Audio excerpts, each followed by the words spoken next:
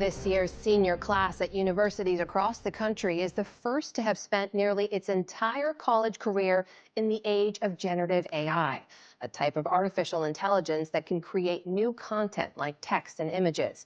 As the technology improves, it's harder to distinguish from human work, and it's shaking academia to its core with some very big questions. My name is Luca Isles, and I am a second-year student in the BRT program at Fanshawe. My name is Jacob McBride. This is my second year at Fanshawe, and I'm in BRT. I started at Fanshawe in 2019. I started as just a part-time professor in one specific program that ties into BRT but doesn't exist anymore. It was called MTP. So what do we do here at Fanshawe College? I've been at Fanshawe for 11 years, full-time for 2. This year I'm teaching production management and writing for media 1, 2, and 3, and I typically take care of the internship capstone in semester 4. The future of AI in the film industry is pretty controversial. Obviously AI is kind of all in our face all the time now, since most search engines and social media sites now all have their own AI tools that are incorporated. I'm an artist myself, so I do a lot of digital art, and I think a big fear has been what's going to happen when the AI generators get so good that people don't want to commission artists anymore.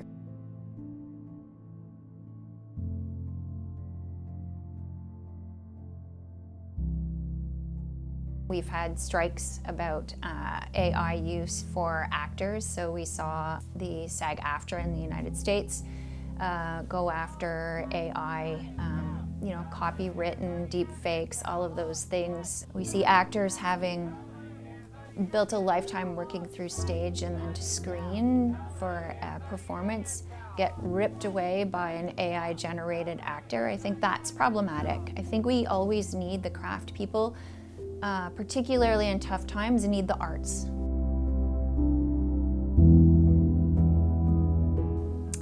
The film program has changed quite a lot. I would have to say that my colleagues are really good at staying abreast of what's going on in industry, and we're adapting our courses all the time to keep up with industry standards. I think learning how to use AI in the classroom, it's a touchy subject. I'm not fully against AI, like don't use it ever. I think that in the state that it's in, it's very touchy. So initially I had assignments that didn't say, please don't use AI, and I very quickly got multiple AI papers brought in the form of scripts, and they're really obvious because believe it or not, people who have a difficult time writing an email suddenly writing perfect scripts using big words that I'm sure are not part of their regular vocabulary, and it's quite a quick tip-off. I don't really have a problem with it anyway, in like any context. Like if they're using it to write scripts, again I'm thinking BRT, but if they're using it to write scripts and they come out with a poor product, they're just gonna have a poor product. Like that's on them, that's for them to deal with. And if it's, like as long as it's not like plagiarizing like any other people's work, who really cares, right?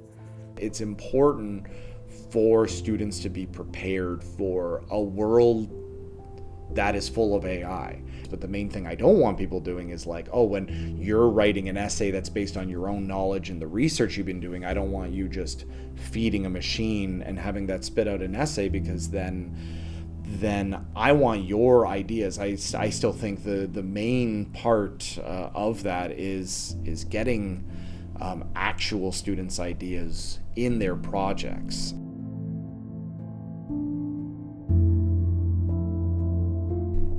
The main drawback I have to using AI is that, one, is that there's still an energy concern. Obviously with AI pulls in a whole bunch of energy. It's kind of almost rolling back some of the stuff we've done in terms of energy consumption and preserving. So it's not exactly good for the environment overall. So that's one major concern in terms of its overuse. I have been trying to avoid AI as much as I could. I feel like it can be a cop-out.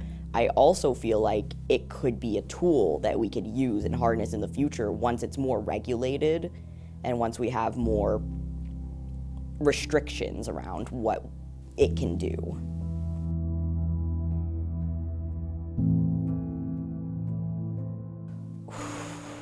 Oh man, future of AI at Fanshawe. That's scary to think about. I mean, I don't know. More and more people are just embracing it and treating it as if it's this normal everyday thing that, oh, we should be embracing it. But like I said, with the environmental impacts and just all the impacts that it's making on everything as a whole, I think we're moving way too fast. And I think we need to reel it back and think, okay, what's feasibly going to be worth it, you know? I don't think Fanshawe or anywhere is going to get away from using AI. I think it's just only going to get cleaner and faster. I think learning how to prompt AI properly is going to be really useful for our students moving forward, particularly in a college setting where we have to keep up with industry standard. When you start giving away too much of the human touch, it loses some of what draws us to these art forms. Every generation probably has a big water break piece of technology that everyone's like, you know, very, very concerned about.